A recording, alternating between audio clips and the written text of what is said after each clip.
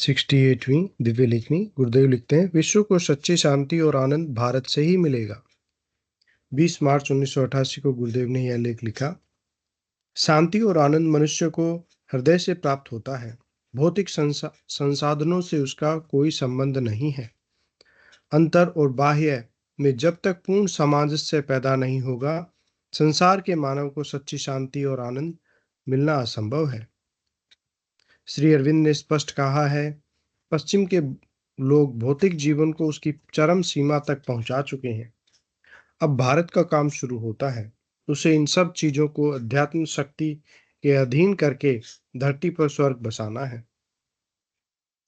हमारे धर्मगुरु संसार के सामने चाहे कितना ही ढिंढोरा पीटे, परंतु इस समय भारत के आध्यात्मिक जगत में जितना अंधकार है, पहले कभी नहीं था।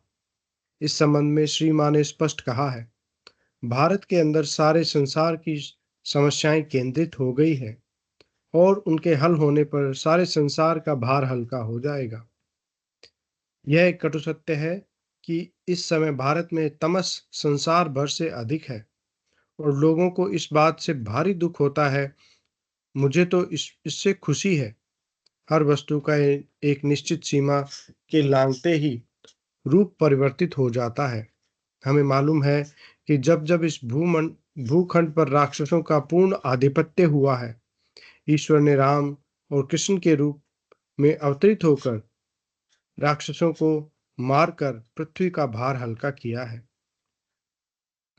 भगवान श्री कृष्ण ने इस संबंध में गीता में स्पष्ट कहा है, यदा यदा हि धर्मस्य ग्लानिर्भवति भारत अभ्युत्थानं धर्मस्य तदात्मानं सृजाम्यहम् परित्राणाय साधूनां विनाशाय च दुष्कृतां धर्म संस्थापनार्थाय संभवामि युगे युगे। श्री अरविंद की भविष्यवाणी है कि 24 नवंबर 1926 को श्री कृष्ण का पृथ्वी पर अवतरण हुआ था। श्री कृष्ण अतिमानसिक प्रकाश नहीं है। श्री कृष्ण के अवतरण का अर्थ है अधिमानसिक देव का अवतरण, जो जगत को अतिमानस और आनंद के लिए तैयार करते हैं। श्री कृष्ण आनंदमय है। वे अतिमानस को अपने आनंद की ओर उद्बुद्ध करके विकास का समर्थन और संचालन करते हैं। पूर्ण सत्य है। अलीपुर जेल में भगवान ने श्री अरविंद को स्पष्ट आदेश दिया था, मैं इस देश को अपना संदेश फैलाने के लिए उठा रहा हूं। यह संदेश उस सनातन धर्म का संदेश है जिसे तुम अभी तक नहीं जानते थे, पर अब जान गए हो। तुम बाहर जाओ तो अपने देशवासियों से कहना कि तुम सनातन धर्म के लिए उठ रहे हो। तुम्हें स्वार्थ सिद्धि के लिए नहीं, अपितु संसार के लिए उठाया जा रहा है। जब कहा जाता है कि भारतवर्ष महान है, तो उसका मतलब है कि सनातन धर्म महान है। मैंने तुम्हें दिखा दिया है कि मैं सब जगह और सब में मौजूद हूँ। जो देश के लिए लड़ रहे हैं, उन्हीं में नहीं, देश के विरोधियों में भी मैं ही काम कर रहा हूँ। जाने या अनजाने प्रत्यक्ष रूप से सहायक होकर विरोध करते हुए सब मेरा ही काम कर रहे हैं। मेरी शक्ति काम कर रही है और वह दिन दूर नहीं जब काम में सफलता प्राप्त होगी। श्री कृष्ण ने गीता में जो व्याख्या की है, श्री अरविंद को दिए उपयुक्त आदेश से पूर्ण रूप से मेल खाती है। गीता में भगवान ने स्पष्ट कहा है, ईश्वरः सर्वभूतानां हृदयेऽर्जुन तिष्ठति भ्राम्यन् सर्वभूतानि यंत्रारूढ़ानि मायया। 18वां अध्याय 61वां श्लोक। संसार के सभी धर्मों के संतों ने मुख्य तौर पर एक ही भविष्यवाणी की है कि वह शक्ति भारत के उत्तरी भाग में मानव के रूप में अवतरित होगी।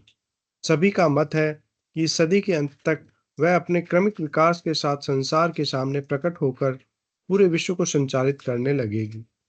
मेरी प्रत्यक्षानुभूति के अनुसार वह पूर्ण सत्ता सन 1993 तक भारत में अपना पूर्ण प्रकाश फैला देगी।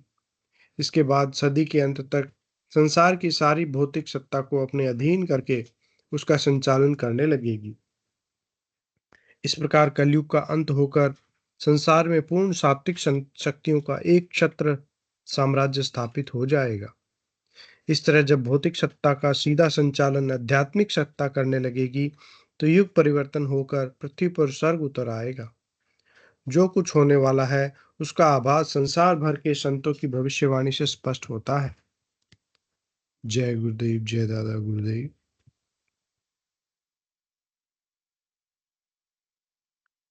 अब मैं आज के हमारे मंच संचालक